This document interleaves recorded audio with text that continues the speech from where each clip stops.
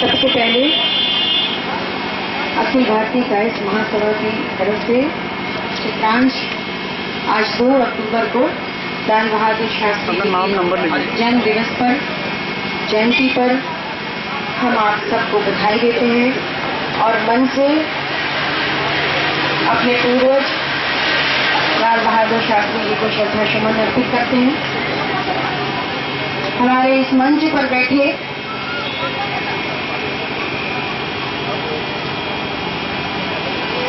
इस कार्यक्रम के अध्यक्षता कर रहे अवधूत श्री कपाली महाराज जी, हमारे बड़े भाई की तरह हमारे ऊपर इनका प्यार रहता है। हम मिले न मिले, इनका सानिध्य, उनका आशीर्वाद बराबर रहता है। जब कपाली महाराज जी चले गए, श्री राम कुमार सक्सेना गुरु जी जब से मिली हूँ और आज मैं यहाँ जो हूँ, कहीं न कहीं इनका बहुत बड़ा आशीर्वाद है गुरु जी का। हमेशा राजनीति एक ऐसी जगह है जहाँ सक्सेस 0.01% भी नहीं है। बहुत सारी ऐसी फील्ड है जहाँ पे आपको मेहनत का फल मिलता है। राजनीति केवल मेहनत के फल से नहीं आप सफल हो पाते। ऐसे में गुरु जी का आशीर्वाद मेरे लिए संजीवनी का काम करता है और ईश्वर करे आप सबके जीवन में भी इनका आशीर्वाद बना रहे। मंच पर बैठे श्री एस लाल जी, हमारे अध्यक्ष, जब हमने अखिल भारतीय कायस्थ महासभा में अपना कदम रखा तो लाल साहब अध्यक्ष थे और उन्होंने मुझे बहुत प्रमोट किया। उनका बहुत आशीर्वाद मेरे ऊपर अभी है। नलिनी कमलनी जी, कहीं कहीं देखा है, आज सामने बैठी हैं, गर्व होता है कि हमारे समाज में ऐसे लोग भी हैं। विपिन जौहरी जी अखिल भारतीय कायस्थ महासभा के युवा प्रकोष्ठ के अध्यक्ष हैं और कायस्थों के लिए हमेशा कुछ भी कर गुजरने की भावना इनके मन में रहती है। ऐसे लोगों को ईश्वर आगे बढ़ाए। हमारे बीच में मनोज भैया बैठे हैं, मनोज सक्सेना जी। मन में केवल एक ही उद्देश्य कि कायस्थ समाज को एकजुट करना है। इसी उद्देश्य से पूरे प्रदेश में अलग जगाते रहते हैं। इतना समय, इतना पैसा, सब कुछ लगाना एक आसान काम नहीं है। जिसके मन में जज्बा होगा, हम आप यहाँ 3, साढ़े 3, 4 घंटे से बैठे हैं तो परेशानी हो रही है, लेकिन पूरे उत्तर प्रदेश में घूम घूम करके कायस्थ महासभा के लिए अलग जगाना अपने आप में बड़ी बात है। हमारे बीच में हरिवल्लभ खरे जी प्रदेश के अध्यक्ष हैं और हमेशा कुछ न कुछ करते रहते हैं।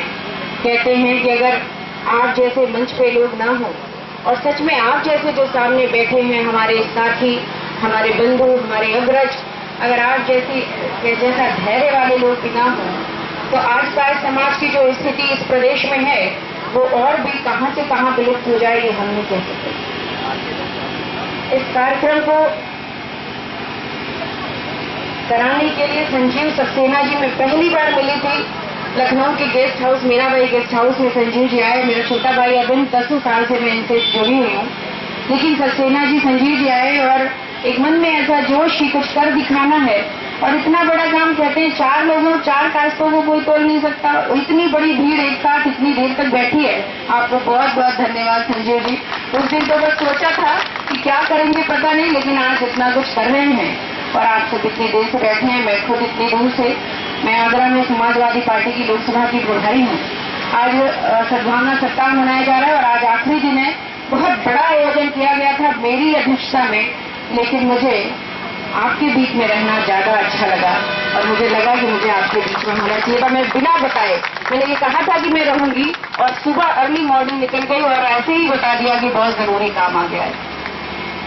आप सब का प्यार और आप सबसे मिलने की इच्छा शुरू से रही।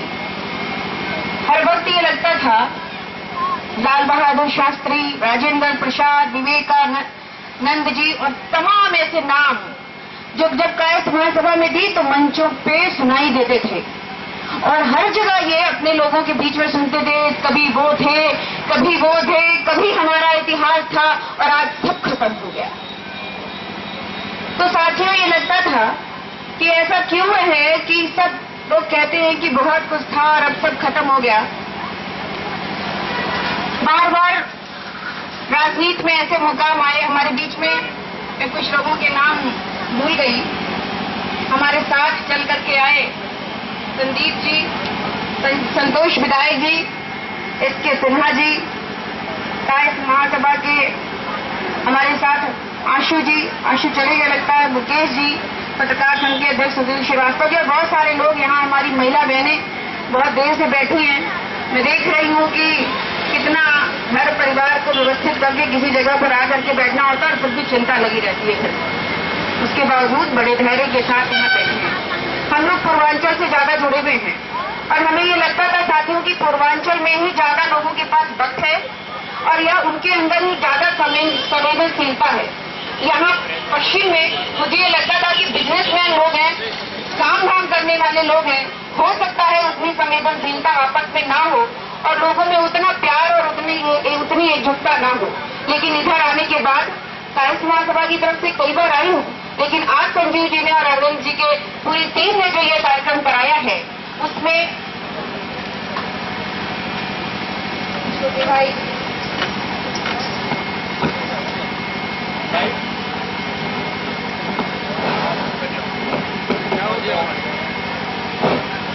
छोटे भाई जितेंद्र श्रीवास्तव जी, इतना सुंदर बीच बीच में आप बोर हो रहे होंगे तो आपका मूड फ्रेश कर रहे थे। तो यहाँ आके लगा कि आप सब, और जिस गाजियाबाद में गुरुजी रहते हैं वहाँ पर आप सब एकजुट होकर के एक महासभा को, कायस्थों को एक नाम दे रहे हैं, एक शेप दे रहे हैं। साथियों, राजनीति से जुड़ी हूँ तो राजनीति की बात करना नहीं भूल सकती। इस देश में हो सकता है कि इस देश की आत्मा अध्यात्म हो, संस्कार हो।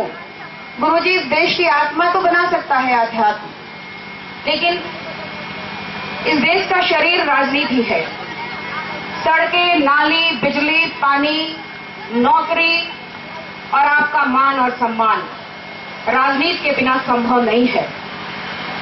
जरूरी है कि इस अपने चरित्र को और अपनी आत्मा को बलवान किया जाए, लेकिन ये भी जरूरी है कि अपने शरीर को भी स्वस्थ रखा जाए। और अगर स्वस्थ शरीर नहीं होगा तो स्वस्थ आत्मा उसमें विराजमान नहीं हो सकती। दोनों का तालमेल हमारे और आपके बीच में जरूरी है। किसी भी व्यक्ति के विकास के लिए दोनों का तालमेल जरूरी है। हमने राजनीति को हाशिए पे रखा तो किसी राजनीतिक दल ने नहीं कहा, और हम अगर पिछड़ गए तो किसी राजनीतिक दल ने नहीं कहा कि आप पिछड़ जाओ। हमारे नेताओं ने, हमारे बुजुर्गों ने जो कर दिया, अगर हम उसको आगे लेकर के नहीं चल सके तो हम कहते हैं कि अगर बाप डॉक्टर हो और बेटा नहीं बन सका, बाप बहुत बड़ा आदमी हो और बेटा कुछ नहीं कर सका, तो उस बेटे की गलती है। अगर हमारे पूर्वजों ने हमें वो इतिहास और वो गौरव दिया जो इस देश और विश्व में अपनी जगह रखता था और हम उसको आगे नहीं लेकर के आ पाए, तो इसमें हमारी गलती है और हम कहाँ चूक गए ये हमें सोचने की जरूरत है और किसी को नहीं। बार बार ऐसा लगा था राजनीति में कि शायद एक बार एमएलसी, स्नातक एमएलसी के टिकट की तैयारी की और कट गया। कहा गया कि ठाकुर ही जीतते हैं और ठाकुरों को ही मिलेगा। जब विधानसभा का मौका आया और मेरा टिकट डिक्लेयर हो गया, उसके बाद भी कट गया और ये कहा गया कि यहां से मुसलमानों की आबादी ज्यादा है, उसको मिलेगा। बार बार ऐसा लगता था साथियों कि अगर कायस्थ ना होती, कुछ और होती, तो शायद बहुत आगे पहुंच गई होती, क्योंकि जितनी मेहनत और जितना संघर्ष किसी राजनीति में आगे आने के लिए करना पड़ता है, वो आप अगर एक वार्ड के चुनाव को लड़ने की बात भी सोचोगे तो समझ में आ जाएगा। लेकिन फिर भी ये लगता था कि बड़े भरोसे और बड़े विश्वास के साथ अगर किसी कायस्थ अपनी बिरादरी के किसी घर के दरवाजे पे चली जाती हूँ तो बड़े प्यार से वो अपना दरवाजा खोलते हैं और पानी के लिए पूछते हैं। ये कहते हैं, अपने घर के लोगों से परिचय कराते हैं कि ये रीबू श्रीवास्तव हैं, समाजवादी पार्टी की नेता हैं और बहुत मेहनत कर रही हैं। एक लगाव, एक प्यार और आपका अपनापन इस पार्टी में, ये अपने आप को विश्वास और अपना कॉन्फिडेंस मजबूत करता रहा और मन में आया कि फलक को जिद है जहां बिजलियां गिराने की, फलक को जिद है जहां बिजलियां गिराने की, हमें भी जिद है वहीं आसमां बनाने की, आशियां बनाने की।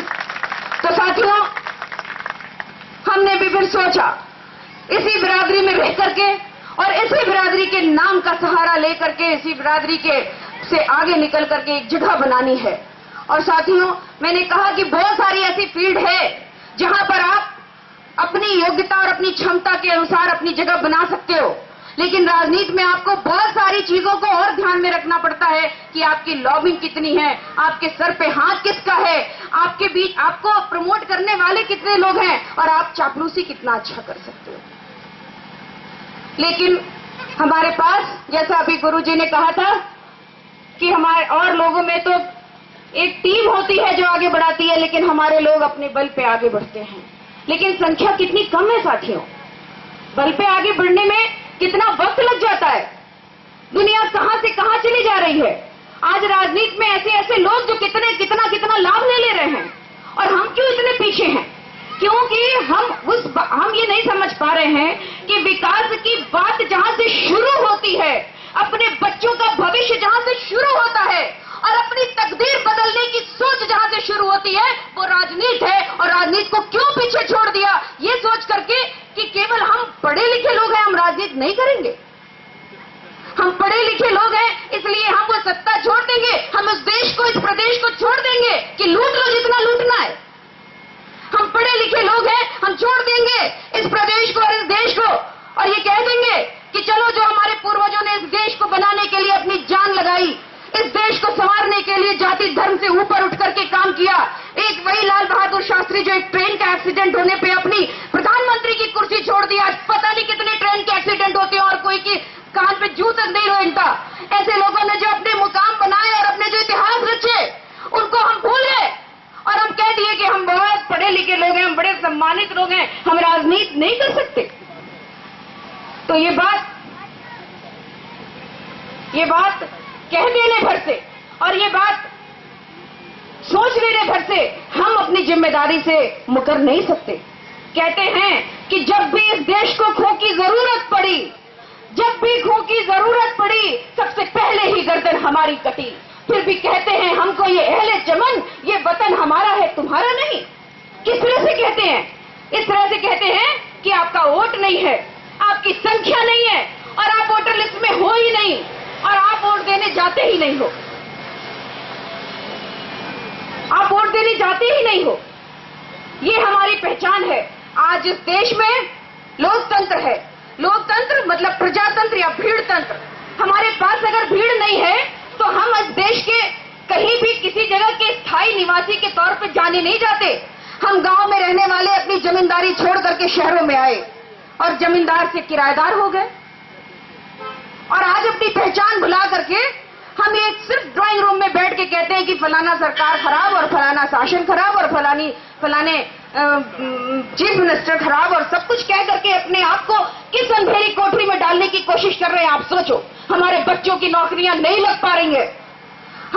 हमारे जो लोग अच्छी पोस्टों पे कहीं भी बैठे हैं लेकिन सर झुका के बैठे हैं। आपको डर है कि कभी कहीं यहाँ अच्छी जगह से उठा करके कहीं फेंक दिया जाए तो आपको बचाने वाला कोई नहीं है। मान सम्मान की रक्षा से बढ़ करके तो कोई धर्म नहीं होता और हम अपने मान सम्मान की रक्षा करने में भी इस समय सक्षम नहीं है। तो साथियों, सब कुछ गंवा करके बैठ गए तो क्या किया? आज भी बहुत मुश्किलों से आज ये समय आ रहा है धीरे धीरे। गुरुजी के आशीर्वाद से गुरुजी ने इतनी तारीफ की सबकी, मेरी की और लोगों की और गुरुजी के बारे में कहना चाहती हूं कि जब बदायूं में पहली बार धर्मेंद्र यादव जी चुनाव लड़े थे, मेरी ड्यूटी लगाई गई थी। मुलायम सिंह ने मंच में मुझसे पूछा, रिबू कहां ठहरी हो? मैंने कहा गुरुजी के घर में, गुरुजी की बेटी के यहां ठहरी हूं। केवल इतना ही बताना था। मुलायम सिंह जी ने कहा धर्मेंद्र जी से कि सबसे पहले रिबू के उन गुरुजी के घर जाना और उनकी मीटिंग अटेंड करना। और मीटिंग 9 बजे से लगी थी। धर्मेंद्र जी सबसे पहले विपिन जौहरी जी बैठे हैं इनके घर में, गुरुजी के दामाद हैं, इनके घर में पहली बार आए। तो गुरुजी ने अपनी वो पहचान बना रखी है कि हम लोगों को बड़ा संबल मिलता है इससे। कहते हैं कि जो खुद की खुदी से जुदा हो गए, जो खुद की खुदी से जुदा हो गए, खुदा की कसम वो खुदा हो गए। तो गुरुजी की इतनी महिमा है। हम और आप मिल करके, अभी बहुत वक्त है, जब जागो तभी सवेरा। हम लोग जगह जगह इतने लोगों के नाम अभी मनोज जी ने गिनाए और सब लोगों ने, नाम गिनाने का वक्त नहीं है, अब नाम जोड़ने का वक्त है।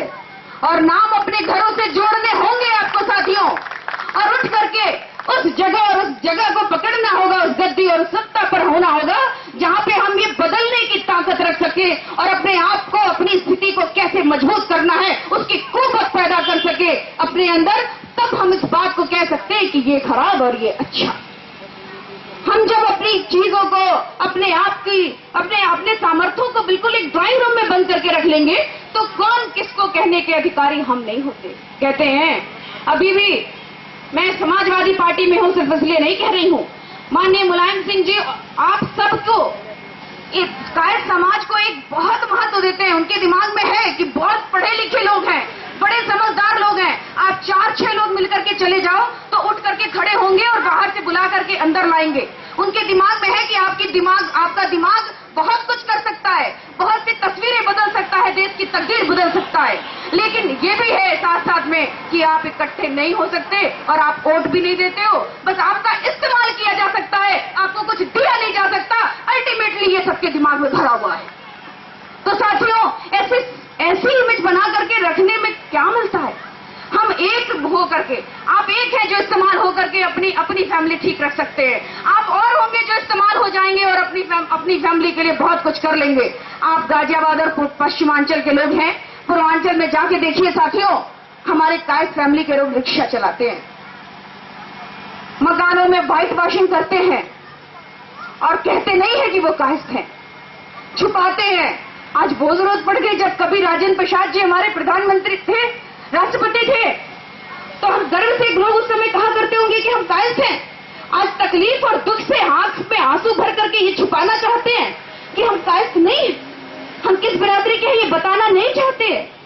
हम उनकी तकलीफें देखेंगे, उनकी बेटियों को पड़ोस के लोग छेड़ते हैं, थानों में जाते हैं